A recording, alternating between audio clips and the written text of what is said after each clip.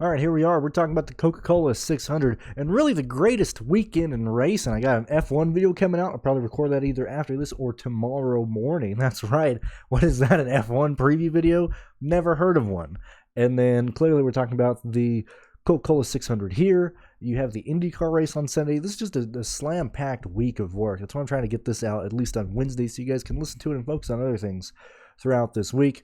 Now we're entering the longest race this year at the intermediate cookie cutter, perfect one lane, one groove racetrack known as Charlotte. I am very much looking forward to this. But Brandon, what about the tire issues we saw? Can't project that.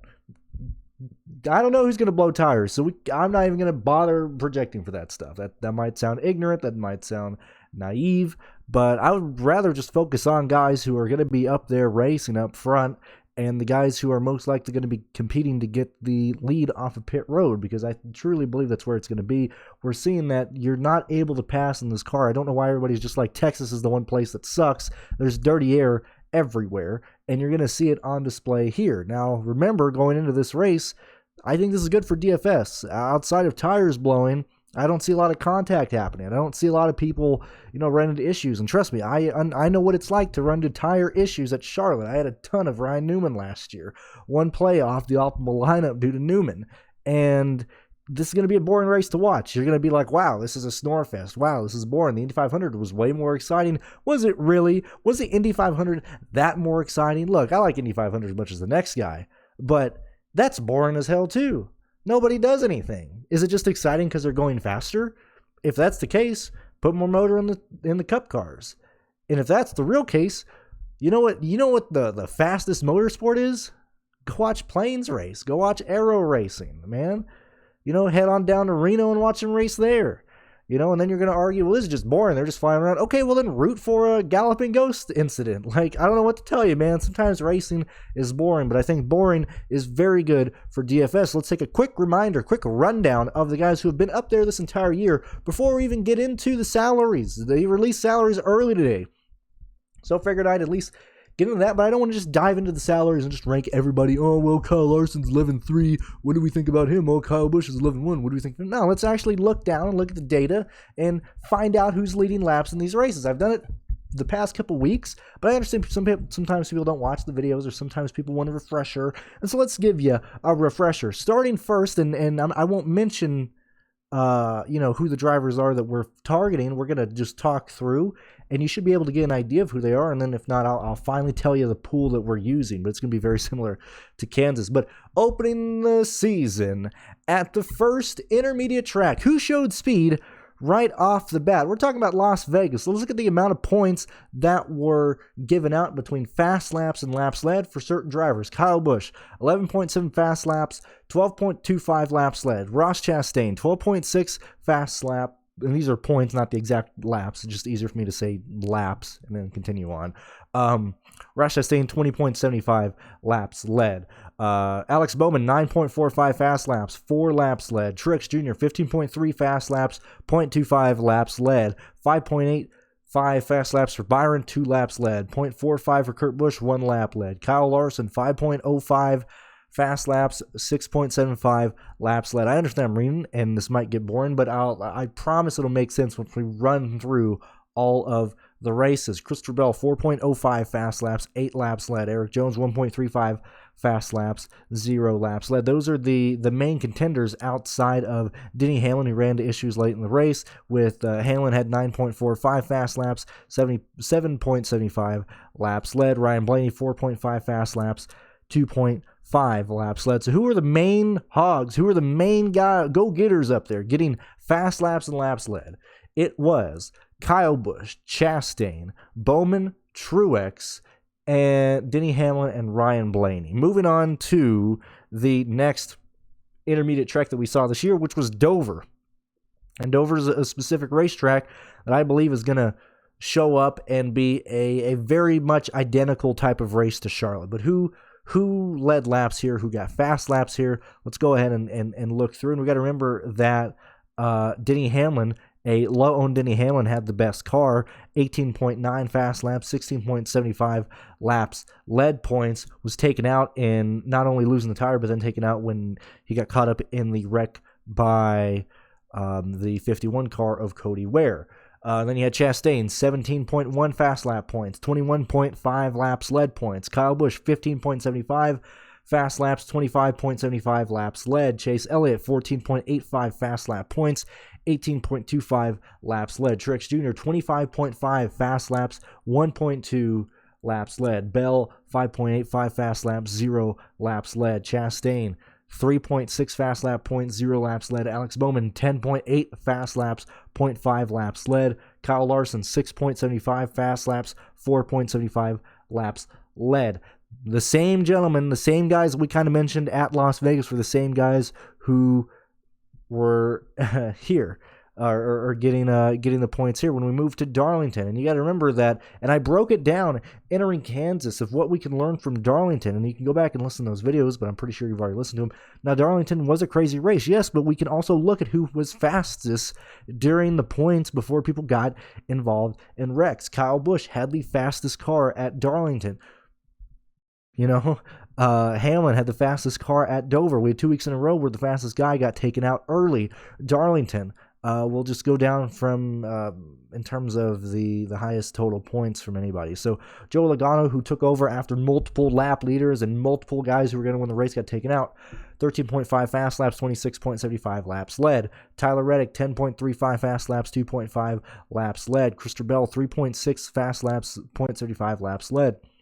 William Byron, 7.2 fast laps, 6 lap led points. Denny Hamlin, 3.15 fast laps, 10.5 laps led. Then you get down to the people who DNF'd, who got taken out in this race, who most likely would have won these races or at least ran into issues. Martin Truex Jr., 5.4 fast laps, 7 laps led. And I'm saying this, and why am I just saying these numbers? Well, because this is what I use for projections, and say if you're doing your own projections or something, it's not necessarily, let's give this guy 50 hog points and project them for this. You're hearing what these guys are getting on average. So it's very easy for me to say, Truex Jr. is going to get around 13 fast laps points in the Coca-Cola 600 because he's normally around 12 points anyway. In this race here, Martin Truex Jr. had 5.4 laps led, or fast laps, 7 laps led points. Chastain, 12.15 fast laps, 6.5 laps led. Kurt Busch, 8.55 fast laps, 0 laps led. Kyle Busch, 6.75 fast laps, 4.75 laps led points. Kyle Larson, 8.1 fast laps, 7.5 laps led. When we get to Kansas, the race where it was play the guys who have been leading, who have been, showing fast laps. And the reason I mentioned Kurt Busch is because I should have noticed that Kurt Busch was at least getting fast laps at these races. 2020, hindsight being 2020. But when we look at Kurt Busch, or when we look at Kansas, Kurt Busch, 31.5 laps led, 29 laps led points. Kyle Busch, 16.65 fast laps, 4.5 laps led. Stenhouse Jr., 75 laps led points. Kyle Larson, 8.55 fast laps, 7.25 laps led points. Denny Hamlin, 4.05 fast laps. I need to stress to you guys that if I need to get my good old calculator out real quick because I cannot do this in my head. Divided by 0.45. That's 9 fast laps in a race where Hamlin basically had to restart DFL every time. Hamlin had the best car at Kansas. His crew members just kept on, dropping the ball. Christopher Bell, 9.9 fast laps, 9.25 laps led points. Martin Truex Jr., 3.15 fast laps. Ross Chastain, 1.35 laps led, 1.1 fast lap point. William Byron, 6.3 fast laps, 6.25 lap led points. Tyler Reddick, 7.65 fast laps, 6 laps led points. Why am I going through these? Why am I talking about them? Well, let's move on and look at where these guys were running. Who's running up front? Just quick, real rundown, and you're gonna see what I'm leaning towards at the end of this race. We're gonna look at top 5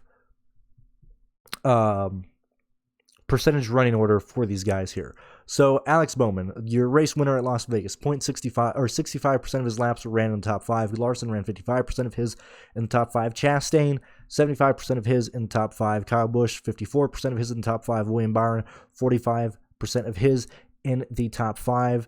Let's go ahead and take a look at Denny Hamlin. Denny Hamlin ran 46% of his laps in the top 5 at Las Vegas. This was before, and this is included, like, you know, a lot of people are going to look at his race rating and be like, he finished 32nd. He was terrible. No, Hamlin ran half his laps in the top 5.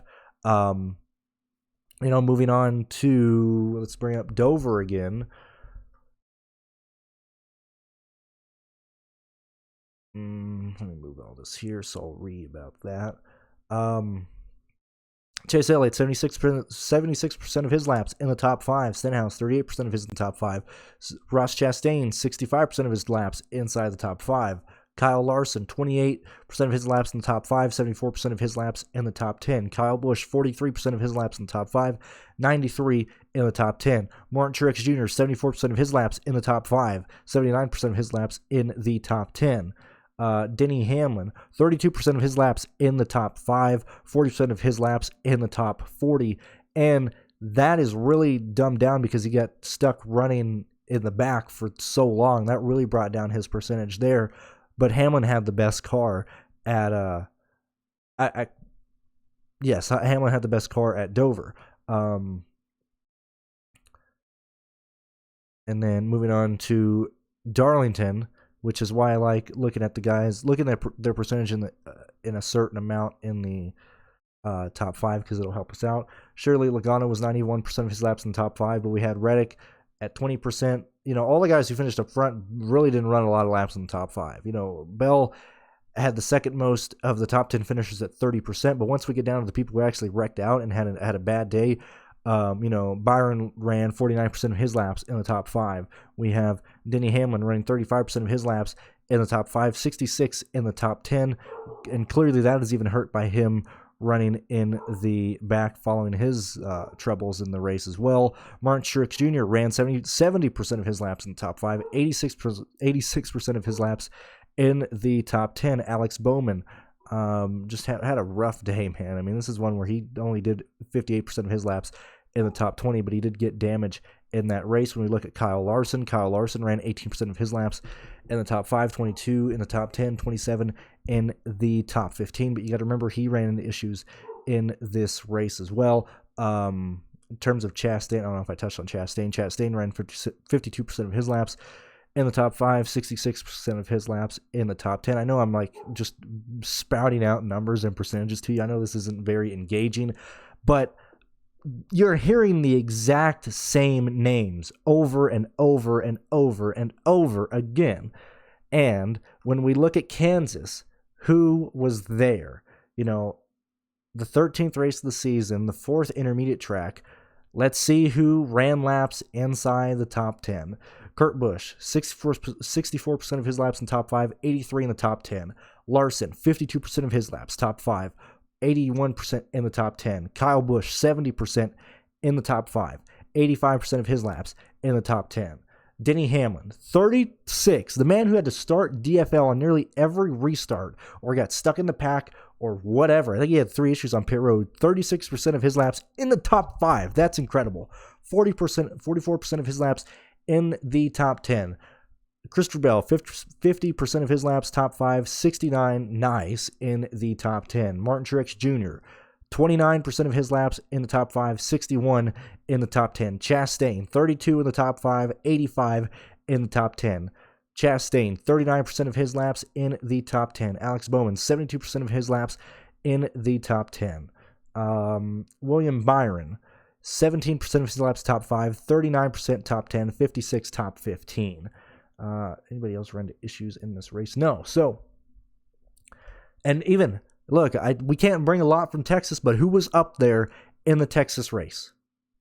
Kyle Busch, Denny Hamlin, Chastain. You know, it's the same guys week in and week out. Who has had one of the most consistent vehicles this year? And the 2 guys who pop off to me and who have shown me they're going to have fast vehicles at intermediate tracks, who have just had terrible luck, both races that, they each had a race where they had the best car and they got wrecked out. And those two gentlemen are Kyle Busch and Denny Hamlin. When we look at this week's race and when we look at this week's salary, we have Kyle Busch as the second most expensive, 11-1. I think that's incorrect. And we have Denny Hamlin, the fourth most expensive at 10.5. I think that's incorrect. I'm sure they're pricing Denny Hamlin at 10.5 due to his pit crew issues, but Denny Hamlin has had I would argue, the second best car at intermediate tracks this year. I would argue that Kyle Busch has had the best car at intermediate tracks this year. Larson, I know I'm wearing a Larson shirt, but Larson has not been the car at intermediate tracks. He is going to be in the top 5. He's going to be in the top 10. He's going to be getting fast laps. We're seeing that fast laps are not scored from the pole or from the leader during these runs. It is the guy who has the best car who just isn't able to get by him. So it's the guy running second, the guy running third. If you're running at least in the top 6, you have upside to get fast laps. And this race has 400 laps. Those are the guys who are going to be getting fast laps. You're going to be wanting to get the guys who I've just mentioned going in and out of the last couple races who are running inside the top 5. And the most consistent guys this year have been Kyle Busch, Hamlin, Truex, Chastain. Those are your 4 guys who have been in the top 5 the most consistent amount of times. I would want to get 3 of those 4 guys in my lines. Very similar to how we built for Kansas. Let's take a gander and look real fast at personally how I built for Kansas to give you an idea of what I want to do for this week. And the reason I'm doing this is because I'm going to be approaching this race very, very identical to Kansas. I'll probably be more aggressive just because it's a longer race, and I think people are going to be spreading out ownership regardless of where people are. And clearly we're going to want some of the, that's the wrong one. Clearly we're going to get some of the pole sitter, but it's still, I got to go through these. Hold on. Give me a moment here. All right. So when we look at at least how I wanted to approach the Kansas race, you can here, I'll even show this here. This is how I approached Kansas. Who were the guys I wanted to be over? Now, this is my percentage out of 13 lines. I ended up doing, I think, 20 here. But you can see the guys that I were the heaviest on. Kyle Busch, Truex, a lot of Chastain, and a lot of Denny Hamlin. This is the exact same way I want to play this weekend's race at Charlotte. Running this area. Where am I going in terms of the value plays? Now, granted, we did have chalk back here with Stenhouse and Buescher, but it's the same situation where we're going to be in this range here. At least, I believe these guys were like in the 7K range.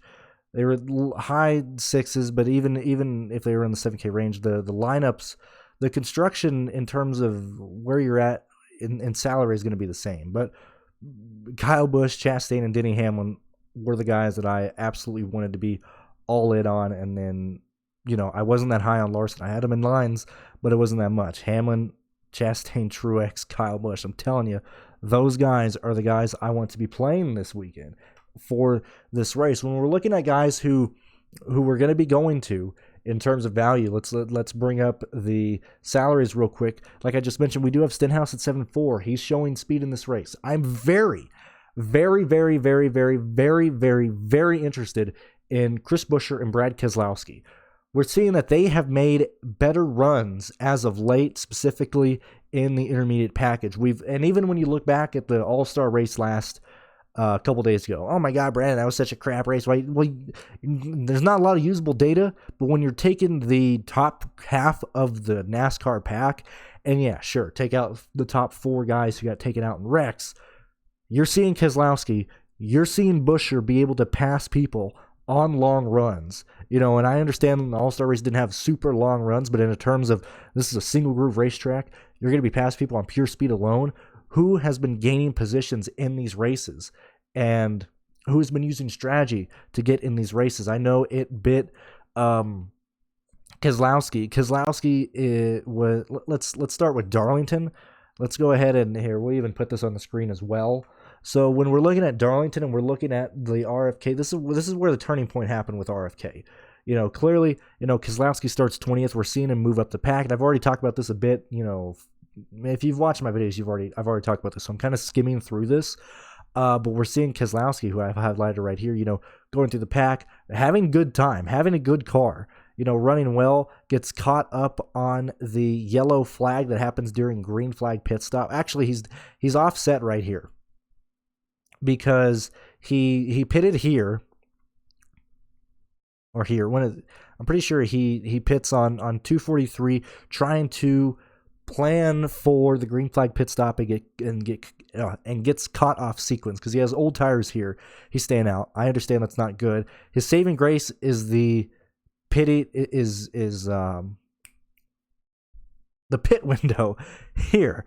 It gets messed up due to the yellow coming out. Keselowski gets trapped a lap down. He gets trapped a lap down, and he's racing Reddick. He's about to pass Reddick when Reddick spins out. It takes the lucky dog away from Keselowski. Keselowski ends up being stuck a lap down. That is not that doesn't show where he was running. 80% of his laps in top 20, 45% of his laps in top 15. For a guy who's going to be high 6K range, that's what we want to see. When we look specifically at Chris Buescher and the run that he had, this is where they showed speed and actually qualified on just time alone. We see that Chris Buescher is able to maintain his running position inside the top 15 and mainly inside the top 10 for a majority of the day, which is yet again backed up by nearly all his laps being inside the top 15 and a good percentage of his laps being inside the top 10. When we look at Darlington, and let's find these bad boys, these big boys, the RFK gang. We're seeing that, sure. And clearly, pit sequences and yellows are coming into play here, but we're seeing Buescher specifically, able to gain positions. I'm pretty sure he's trapped a lap down here. We get the green flag pit stops here. We get a yellow. I'm pretty sure he either takes the wave around or he gets a lucky dog here, but he's able to move up, finishes 16th. It's not the most glamorous of finishes, but he's running inside the top 20. And that's at least encouraging to see. I'm pretty sure Keselowski gets spun and trapped a lap down in this race, and just is never able, and he's wrecked on a 166. But we're at least able to see that he's passing cars, and I'm pretty sure that when he's running 22nd right here, he's probably at least delta-wise, he's probably at least 18th, 19th in terms of cars behind the leader. Let's go ahead and look at Kansas real quick and see where the RFK boys finished. If I could just Control F, that'd probably be easier versus me just trying to find them with my own eyes. When we look at the RFK boys, I think Buescher got wrecked. I could be wrong. Something happens to Buescher here. Or maybe he just had a poor day. Let's see. Basically running outside. It gets trapped a lap. Oh, he has a tire issue. Buescher is running in 24th and has a tire issue. He has to pit. And gets trapped a lap down. Meanwhile, Keselowski starts in the back of the field. He's moving up. Able to cut through the field, clearly using some strategy here and there, but he's able to maintain his positions. Like he's bouncing back and forth, on the top half of the field, able to maintain his position still in the top. And this is a race where, the main guys were up front. He's not gaining positions from good guys, running into issues. Keselowski's running, top 15 laps. When we see 58, 50, good Lord, when we see, where you at, Kez? When we see 58% of his laps in top 15, that's something that I'm very much interested in. I'm not gonna lie. I think when we're getting down to, and we'll even bring up this here, I'm very interested in the RFK bunch at 6'5", because I truly believe that the way we're gonna end up building lines this week, or at least the way I'm gonna end up building lines this week, because I'm so heavy on the Toyota gang. And now I do want to show you real quick is when we look back at the, because we had the high horsepower and high downforce package, in 2014, 2015. We get the 750 package in 2016, if I'm not wrong. That's the year that Truex runs away with the race. It could be that or the 17. I don't necessarily remember. But when we're looking back at the last time we actually had good horsepower with low downforce, the 16, 17 era, who was fast here? Who was gaining consistent time? The Toyota gang, the Toyota drivers.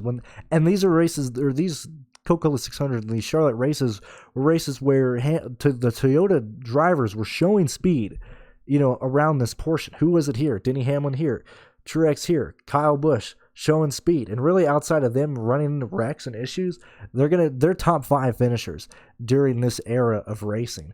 Who else was there? Clearly, this was when Harvick was on top of his game. But man, I'm not necessarily leaning on this.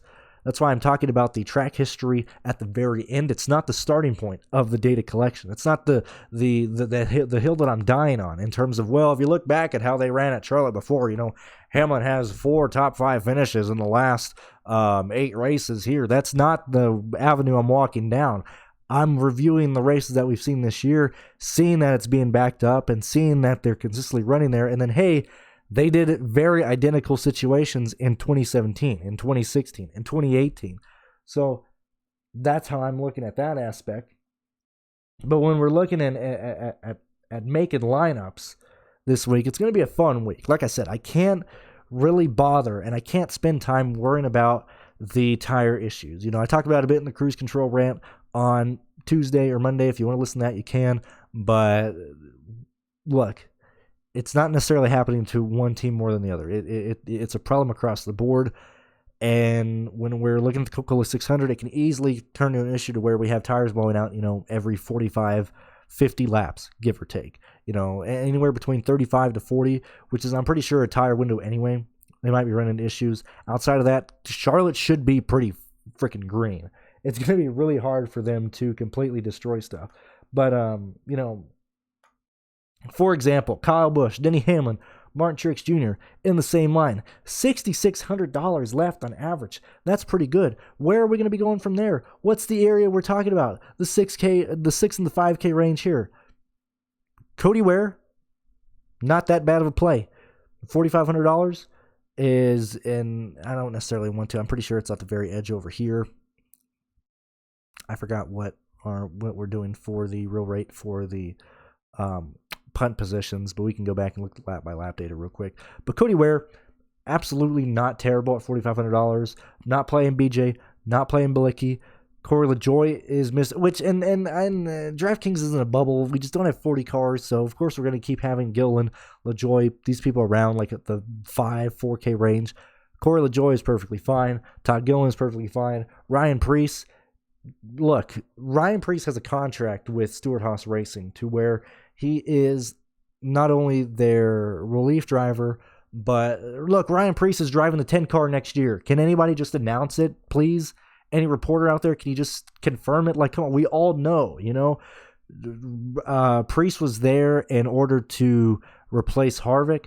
Harvick isn't leaving next year, and so it's going to be Eric Almirola. So, look, Ryan Preece is driving the 10 car next year. Let's not completely forget about that. What did he do in the Stewart-Haas prepared car? Because look, they're not going to, Stewart-Haas is not going to okay Ryan Preece to go race a hunk of junk car. Who is he racing for this week? And who has he raced for in the past? David Gilliland Racing, a Ford Alliance team, a team that works very closely with Ford. It's very much lined up. Who has he been racing for? And who is he racing for this week? Oh, but he's racing for BJ McLeod in the Xfinity race. That is a Stewart-Haas prepared car. What happened at Dover? It was a Stewart-Haas prepared car for Dover, which they almost lost an engine to. They were having issues, and when we look at Ryan Preece in his day, qualified 13th, everybody's like, I don't know how the heck that happened. It's a Stewart-Haas prepared car. Come on, gentlemen. Come on, people. Use your head. That's what it was. We all know the speed confirmed it. What happened here? Oh, but Ryan Preece just had a rough day. You're absolutely looking at the finishing worries. Like, I don't remember exactly what it was right here. He thought he was down a cylinder. That was the main instance. They thought he was down a cylinder on day one. They weren't sure, and this was kind of following. This was right off the bat early in the race. Preece was worried that he was down a cylinder. So they come into pit road multiple times. We have the red flag for rain on lap 68. And so, they have the whole day to prepare and what they want to do. And actually under this caution, he actually pits because this is the red flag. I mean, the yellow started here for rain, but he actually pits, comes down pit road. And I think he comes down pit road twice here. He comes down pit road, when everybody else does, then they come back down pit road a second time to try and fix the situation. They have the rain, and then they restart the race. And under the next yellow, he is down multiple times on pit road trying to get the situation squared away. And then clearly they're still dealing with the issue. And at this point, okay, we've kind of given up track position, but hey, we can still have a pretty decent, all right day. The fact that we're blowing through our pit stops. We're basically starting EOL every time, because at this point we have multiple cars laps down. And so Preece is starting tail end of the field most times in this race. And we're seeing that this guy is running pretty decently. Under here, he gets past here. Actually, let me change that. Under the yellow on lap 190, he comes down pit road trying to get off sequence with people, and then other people pit right after the second caution comes out, and we're seeing that Preece is able to start cutting through the field. Now, granted, some people in front of him are on older tires, some people are just trying to get to the end of the stage, but whatever the case is, I mean, look, we're seeing that Ryan Preece is running pretty freaking fine up here. Under the green flag run, he's there. He's right outside the top 15. If he actually has track position for most of the day, not having to pit for the engine issues that they did get fixed, this guy is running in top 15. He is one of those unfortunate people to get trapped and get hurt by the yellow in the middle of green flag pit stops, because he short pits trying to gain position. This team, Rick Ware, is trying to gain positions on the field with a car that is actually going to be good. So they pit early. They just need to stay green. It doesn't. He gets trapped a lap down, and I believe he ends up getting trapped 2 laps down at this point early in this run, because they're not pitting again. And so he ends up finishing 25th, to where this was not the story for Ryan Preece. 25th was one of the worst positions they ran in all day, to be honest with you. When we're looking at how this car ran and how they ran at Dover, and I'm leaning, and look, I understand some people are going to be like, you're using Dover for Charlotte? Are you crazy? There's nothing alike. There are similarities between how people perform at Dover and Charlotte out the wazoo.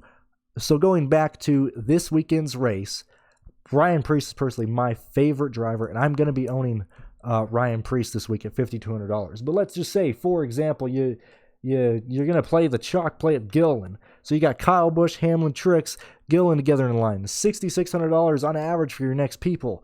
I'm not playing Kaz Gralla. I'm not playing Michael McDowell, unless they show me speed in practice or whatever. Cole Custer, can easily perform here. Justin Haley, showing speed. Eric Almirola, looking fine. Brad Keselowski, looking good. This is a round where we're going to be building lines with. I think those are perfectly fine plays if you're really punting. And I don't even hate the idea of playing, 2 of Preece, Gilliland, and LaJoie together to get up to a 4th potential lap leader. I like that build a lot. Even if you try that, let's do that real quick. You can easily get up to people like Stenhouse, people like Eric Jones, people like Kevin Harvick. If you punt down even more, or if you're playing, Tyler Reddick at 9,800, who I think you should play, or if you're doing Alex Bowman, who I think is also going to be up there and contend for laps led and fast laps, Christopher Bell, who should be up there for contending for fast laps and laps led as well. It's very easily to get a 4 lap leader line in and not have to go directly to the bottom of the 4K range. You can have 2 of these 3 guys and build a lot of good lines. Look, I liked Coca-Cola 600 a lot. I like this weekend a lot. This is very much a race that is very projectable, because, look, we might have tire issues. We might have yellows, but for the grand scheme of things, it's going to be a boring race. We're going to have guys who are passing on long runs or, 10, 15 laps out of the restart if somebody is up front who doesn't deserve to be up front. But outside of that, pit road is going to determine who's going to be the control car on these restarts when we go green, and who's been fast on pit road this year. If you're on the Patreon, you can go through and look at it, but I'll tell you real quick, just off the top of my head, people like Hamlin, Ross Chastain, Kyle Busch, the same people who have been up there each and every week who maintain a running position in the top 5 are the same teams who are up there in terms of fast on pit road. I know off the top of my head, Chase Elliott's crew has been very, very fast on pit road this year. Where's Elliott? 10-7. I think he can very easily compete for laps led. In fact, I actually do like Elliott slightly more than Larson. However, I'm going to 20 max. I'm going to build 20 lines for this week. I'm going to have ownership to Larson, Kyle Busch, Elliott, Hamlin, Truex. I'm going to have Byron, Chastain, Reddick, Bowman. Hamlin will probably be the first one I don't play. I probably won't have Logano. I don't mind Kurt Busch. I don't mind Christopher Bell. Probably no Dillon for me. I'll see where I am on Harvick. I'll see where I am on Suarez. I'll probably have Jones. I'll probably have Stenhouse, and that's at least the top of the salaries. But the reason I am saying that is because I showed you how I built the lines at Kansas. You saw even though I just mentioned a lot of people and I had a lot of people in lines or exposure to people, I was very heavy on Kyle Busch, Denny Hamlin, Truex, and Chastain. Going to be a very similar type of deal this week for me personally for the Coca-Cola 600.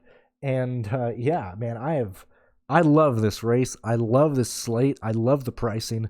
I am very much looking forward to this. I'm probably going to do the live show on Sunday between the end of the F1 race and the start of the Indy 500. So it'll probably be early, but it all depends on when Monaco finishes up. But that's the plan there. We'll talk about Xfinity in another video. We'll talk about the Truck Series race in another video. And like I said, I'm going to be doing a F1 preview, but I think this is a fantastic starting point. A great place to start your research for this week at Charlotte. And look, I'm just looking forward to it. Consider donating on PayPal, join the Patreon if you like this free content or if you like the work that Pearce and I put in this type of stuff. And I will see you guys in the next video. Thank you for being here, and we'll see you guys later, alligators.